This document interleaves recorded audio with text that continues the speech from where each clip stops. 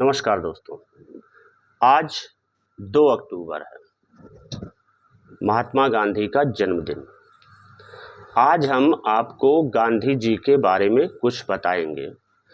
आपसे हमारा निवेदन है कि आप इस वीडियो को पूरा देखिए और अंत तक देखिए और गांधी के विचारों को समझने की कोशिश करिए कि गांधी वर्तमान समय में क्यों उसकी प्रासंगिकता है, क्यों पूरी दुनिया के लिए गांधीवाद जरूरी है। तो हम कहानी को शुरू करते हैं। हम उनके जन्म दिवस के बारे में या उनके और क्रियाकलापों के बारे में आपको कुछ नहीं बताने वाले हैं। केवल इतना जान लीजिए कि महात्मा गांधी का जन्म 2 अक्टूबर 1869 को हुआ था गुजरात में और उनका निधन 30 जनवरी सन 1948 को हुआ था नई दिल्ली में। हम बात करेंगे गांधी के सत्याग्रह की कि गांधी का सत्याग्रह क्या है। देखिए, बौद्ध और जैन धर्म जब हम पढ़ते हैं तो बौद्ध और जैन धर्मों में 5 बातें बताई गई हैं। पहली अहिंसा, दूसरा सत्य, अस्तेय तीसरा, अपरिग्रह चौथा और ब्रह्मचर्य पांचवा। गांधी ने कहा कि अगर आप अपने जीवन में किसी भी चीज को उतारना चाहते हैं तो केवल 2 चीजों का सहारा लीजिए। जहां बौद्ध और जैन धर्म में अहिंसा, सत्य, अस्तेय, अपरिग्रह और ब्रह्मचर्य है, वहां पर गांधी जी ने कहा कि आप अपने जीवन में केवल 2 विचारों को शामिल करिए। पहला सत्य और दूसरा अहिंसा। अगर आप सत्य का अनुपालन करते रहेंगे तो ऑटोमेटिक आप धीरे धीरे अहिंसक हो जाएंगे। उनका जितना भी आंदोलन है वह सभी आंदोलन सत्याग्रह के रूप में ही ज्यादा प्रचलित है। सत्याग्रह का क्या मतलब होता है?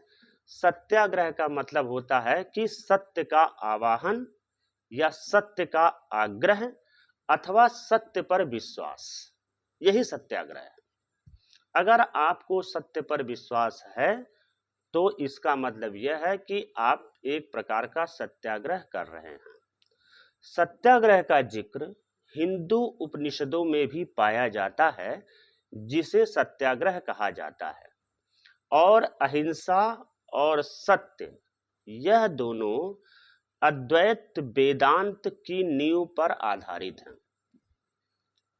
अहिंसा और सत्य अद्वैत वेदांत की नींव पर आधारित हैं। जैसे आप देखते हैं कि हिंदू धर्म, बौद्ध धर्म और जैन धर्म, तीनों धर्मों की परंपरा लगभग एक सी है। जैसे उसमें शामिल है अहिंसा, जैसे शाकाहार का प्रयोग और जैसे सार्वभौमिक प्रेम। लड़ना है, गांधी का यह मानना है कि अगर व्यक्ति को लड़ना है तो वह अपने अंदर के राक्षसों से लड़े, अपने अंदर के भय से लड़े और अपने अंदर के असुरों से लड़े।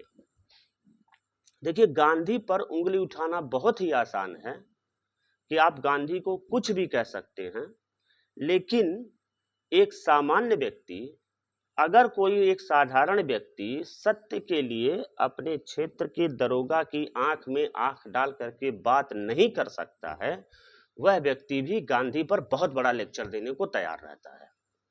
वास्तव में गांधी के बारे में हमारी जानकारियां जितनी भी हैं वो बहुत ही कम हैं, उतना नहीं है जितना हमको गांधी को बारे में जानना चाहिए। एक सूक्ति है कि ईश्वर सत्य है और गांधी ने इस दर्शन में ये कहा, अपने दर्शन में, कि सत्य ईश्वर है। अगर आप सत्य का अनुपालन करते हैं, इसका मतलब यह है कि उसी में ईश्वर छुपा हुआ है। आर्थर हर्मन एक समाजशास्त्री हैं, विचारक हैं। उनका यह मानना है कि प्रेम हमेशा घृणा पर विजय प्राप्त करता है।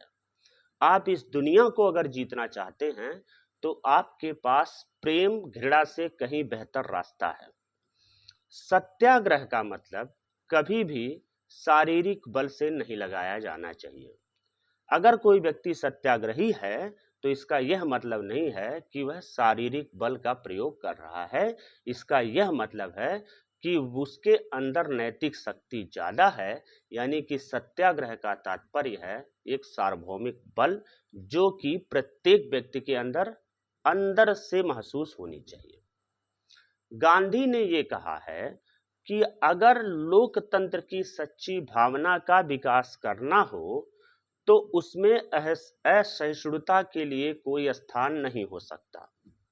असहिष्णुता के लिए अगर स्थान है, इसका यह तात्पर्य है कि हम लोकतंत्र की सच्ची भावना से विकास नहीं करना चाहते हैं। और अहिंसा की जो गांधी की अवधारणा है वह धार्मिक विचारों का एक लंबा आधार है।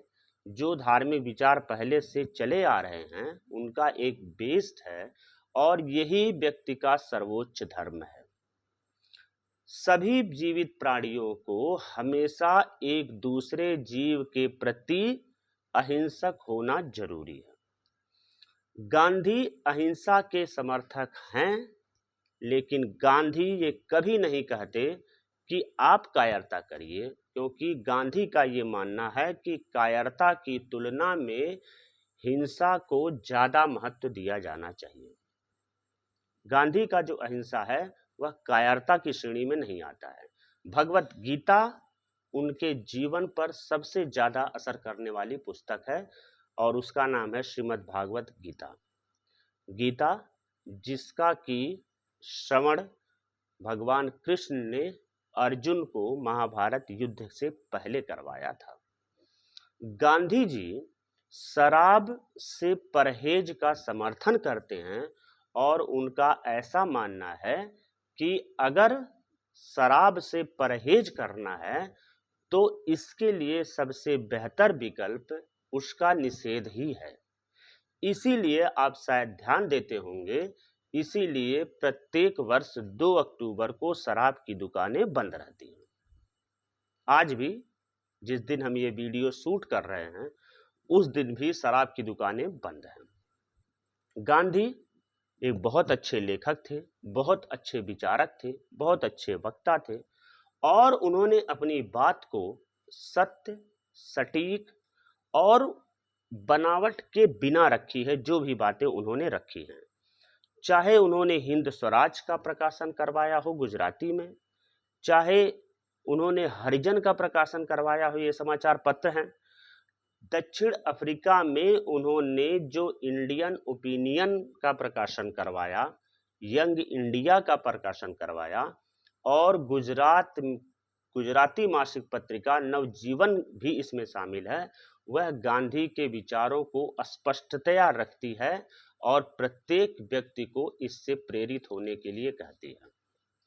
तो ये जो सारी पुस्तकें हैं इसमें गांधी हमेशा सत्य का समर्थन करते हुए दिखाई देते हैं और उनकी सबसे महत्वपूर्ण पुस्तक जो है वह है the story of my experiment with truth, यानी कि सत्य के साथ मेरे प्रयोग, जो कि महात्मा गांधी की आत्मकथा है और इस आत्मकथा में उन्होंने स्पष्ट रूप से अपनी बात को रखा है। महात्मा गांधी के जीवन की जितनी कृतियां हैं उन सारी कृतियों को भारत सरकार द्वारा 1960 के दशक में उनका एक संकलन करवाया गया और उसका नाम रखा गया महात्मा गांधी की संकलित कृतियां, जो कि 100 खंडों में उपलब्ध हैं और इसका प्रकाशन हुआ है। अमेरिकी इतिहासकार स्टैनली वेलफोर्ड का मानना है कि भारत का सबसे महान क्रांतिकारी कोई राष्ट्रवादी नेता और अगर बुद्ध के बाद सबसे बड़ा भारतीय मानव कोई है तो वह महात्मा गांधी हैं। यह स्टैनली वेलफोर्ड का विचार है। 1999 में एशिया वीक ने गांधी को शताब्दी का सबसे महत्वपूर्ण एशियाई व्यक्ति, सन 2000 में बीबीसी के एक सर्वे में उन्हें शताब्दी का सबसे महान व्यक्ति और इसके अलावा अन्य बहुत सारी उपाधियां महात्मा गांधी के नाम से जुड़ी हुई हैं। महात्मा की उपाधि उन्हें गुरुदेव रविंद्रनाथ टैगोर ने दी थी और आजकल जिस विषय पर सबसे ज़्यादा चर्चा है, राष्ट्रपिता, राष्ट्रपिता की उपाधि उनको वह नेताजी सुभाष चंद्र बोस ने दी थी जब वह सिंगापुर रेडियो से इस देश को संबोधित कर रहे थे। गांधी अपनी आत्मकथा में लिखते हैं कि मुझे भले ही महात्मा की उपाधि दी गई है, लेकिन मैं इससे कभी संतुष्ट नहीं रहा। दुनिया के 150 से ज़्यादा देशों में महात्मा गांधी के ऊपर डाक टिकट जारी किए गए हैं। 2014 में ब्रिस्बेन में रोमा स्ट्रीट पार्कलैंड एक जगह है, वहाँ पर राम सी सुतार और अनिल सुतार द्वारा बनाई गई महात्मा गांधी की एक प्रतिमा का अनावरण किया गया सन 2014 में। सितंबर 2020 में फ्लोरियन क्षुद्रग्रह जो कि जिसका नंबर 120,461 है, 1,20,461 है, उसका भी नाम सितंबर 2020 में महात्मा गांधी के नाम पर रखा गया। और 15 सितंबर 2023 को संयुक्त राष्ट्र संघ के मुख्यालय में भी महात्मा गांधी की प्रतिमा का अनावरण किया गया। गांधी से प्रभावित दुनिया में जो व्यक्ति हैं उनमें सबसे पहला स्थान जो है वो आता है मार्टिन लूथर किंग का। इसके अलावा जेम्स लॉसन, जेम्स वेवेल जो कि यूनाइटेड स्टेट ऑफ अमेरिका के नागरिक अधिकार आंदोलन के प्रणेता हैं, नेता रहे हैं, नेल्सन मंडेला, स्टीव बिको और म्यांमार की नेता आंग सान सू की हैं जो कि महात्मा गांधी के व्यक्तित्व से प्रभावित हैं।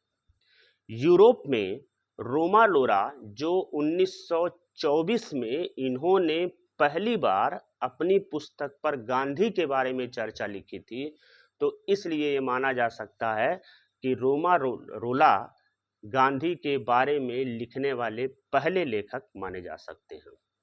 ब्राजील के जो नाजीवादी विचारक हैं मारिया डी मोरा, उन्होंने महात्मा गांधी को शांतिवाद का जन्मदाता कहा है कि पूरी दुनिया में अगर कोई शांति ले आ सकता है तो वह महात्मा गांधी ही ले आ सकते हैं।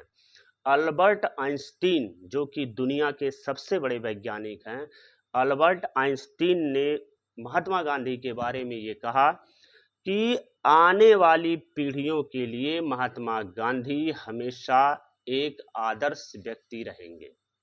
ये अल्बर्ट आइंस्टीन का कहना है।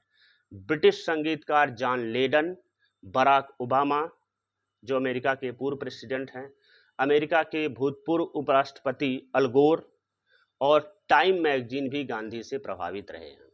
2017 में यूनाइटेड नेशन ने 2 अक्टूबर को अंतर्राष्ट्रीय अहिंसा दिवस के रूप में घोषित किया और 30 जनवरी को कई देशों में अहिंसा एवं शांति का स्कूल दिवस के रूप में मनाया जाता है।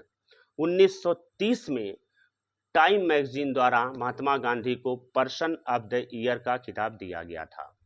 भारत सरकार द्वारा जो विश्व के प्रतिष्ठित व्यक्तियों को, कार्यकर्ताओं को, नेताओं को गांधी शांति पुरस्कार दिया जाता है।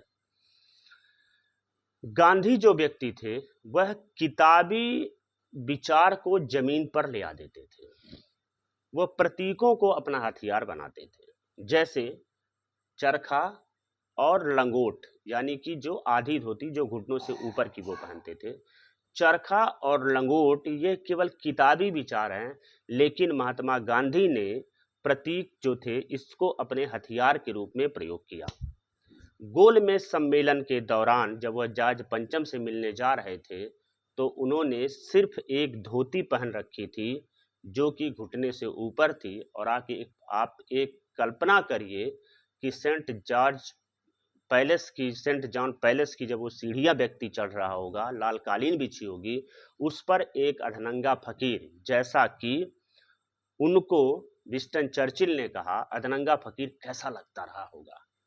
यह केवल एक विरोध का तरीका था कि ब्रिटिश साम्राज्य में जो कि भारत में बहुत दिनों से शासन कर रही है, वहां पर एक आम व्यक्ति की क्या हालत है। लंगोट पहन करके जाना यह केवल एक प्रतीकात्मक विरोध पर था। गांधी का यह मानना था कि शरीर और समय ये दुनिया में 2 सबसे कीमती चीजें हैं। जो कि पुनः नहीं प्राप्त की जा सकती हैं। और गांधी ये मानते थे कि दूसरों की कमजोरी का कभी भी लाभ नहीं उठाया जाना चाहिए। गांधी का यह भी मानना था कि खाली समय में ऐसे काम करो जो कि भविष्य में कभी काम आए। मतलब समय का सदुपयोग करते रहिए और शरीर की देखभाल करते रहिए। सविनय अवज्ञा आंदोलन के दौरान उत्तर पश्चिमी सीमा प्रांत के जो कबीलाई लोग थे, उन्होंने महात्मा गांधी को मलंग बाबा कहा। मैं पहले ही बता चुका हूं, और गुरुदेव रविन्द्रनाथ टैगोर ने उन्हें महात्मा कहा।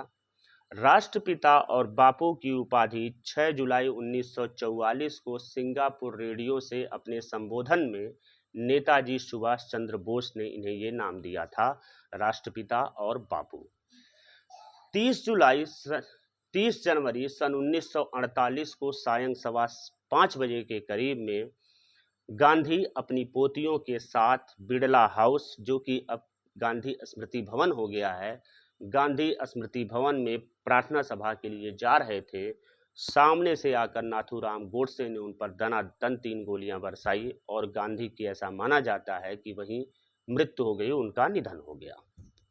और इस हत्याकांड में नाथूराम गोडसे, नारायण आप्टे, विनायक दामोदर सावरकर और शंकर किस्तैया, दत्तात्रेय परचुरे, विष्णु करकरे, मदन लाल पहवा और गोपाल गोडसे इसमें मुख्य अभियुक्त बनाए गए। इन 7-8 लोगों ने एक प्रोग्राम बना करके, एक षड्यंत्र रच करके गांधी की हत्या करवा दी या कर दी। इस हत्याकांड का ट्रायल 27 मई सन 1948 से शुरू किया गया। 8 महीने चला। 8 महीने चलने के दौरान अभियोजन पक्ष ने 149 गवाह प्रस्तुत किए, जबकि बचाव पक्ष से एक भी गवाह प्रस्तुत नहीं किया गया। 8 महीने बाद जब निर्णय आया तो उसमें से सावरकर बरी कर दिए गए, नाथूराम और नारायण आप्टे को फांसी दे दी गई और शेष 6 को आजीवन कारावास दे दिया गया। महात्मा गांधी के अंतिम जुलूस में 10 लाख से ज़्यादा लोग शामिल थे और उनके शव को जिस गाड़ी में रखा गया था, उस गाड़ी का इंजन भी नहीं चालू था। लोग उसे 4 रस्सियों के द्वारा 50 लोग उसे लगातार खींचे चले जा रहे थे। और भारत ही नहीं, उस दिन दुनिया में जितने भी भारतीय प्रतिष्ठान थे, पूरी दुनिया की बात मैं बता रहा हूं, पूरी दुनिया के भारतीय प्रतिष्ठान बंद रखे गए। गांधी का अंतिम संस्कार हिंदू परंपरा के अनुसार किया गया और उनके राख को कई कलशों में रखा गया। अधिकांश राख 12 फरवरी सन 1948 को संगम में विसर्जित कर दी गई। बैंक तिजोरी में रखी हुई कलश को 1997 में अदालत के आदेश पर तुषार गांधी ने प्राप्त किया और उस कलश की राख को संगम में ले जाकर के विसर्जित कर दिया। कुछ राख वह युगांडा में एक जिंजा नामक जगह है, जिंजा नामक जगह के पास नील नदी में बिखेर दी गई उनकी राख को। और 30 जनवरी सन 2008 को एक अन्य कलश जो और रखी गई थी, उस अन्य कलश में को गिरगांव चौपाटी में ले जाकर के विसर्जित कर दिया गया। एक कलश अभी भी पुणे के आगा खां पैलेस में रखा हुआ है, जहां पर महात्मा गांधी को 1942 से 1946 तक बंदी बना करके रखा गया था। बिड़ला हाउस, जहां पर महात्मा गांधी का निधन हुआ था, जहां महात्मा गांधी की हत्या की गई थी, वहां पर गांधी स्मृति भवन बना दिया गया है। और यमुना के किनारे जहां अंतिम संस्कार किया गया था, वहां अब राजघाट स्मारक बना दिया गया है। यह काले संगमरमर का बना हुआ एक चबूतरा है, जिस पर देवनागरी लिपि में हे राम लिखा हुआ है, जो कि गोली लगने के बाद ऐसा माना जाता है कि यह महात्मा गांधी के अंतिम शब्द थे। तो गांधी व्यक्ति नहीं है, एक विचार है, और आप गांधी को मारा जा सकता है, गांधी के विचारों को समाप्त नहीं किया जा सकता है। इसी के साथ आप सभी को 2 अक्टूबर की बहुत बहुत बधाई, और अंतर्राष्ट्रीय अहिंसा हमेशा बनी रहे और गांधी प्रासंगिक रहे, यही हमारी मनोकामना है। और भी वीडियो देखने के लिए आप हमारा चैनल ज़रूर देखते रहें। नमस्कार।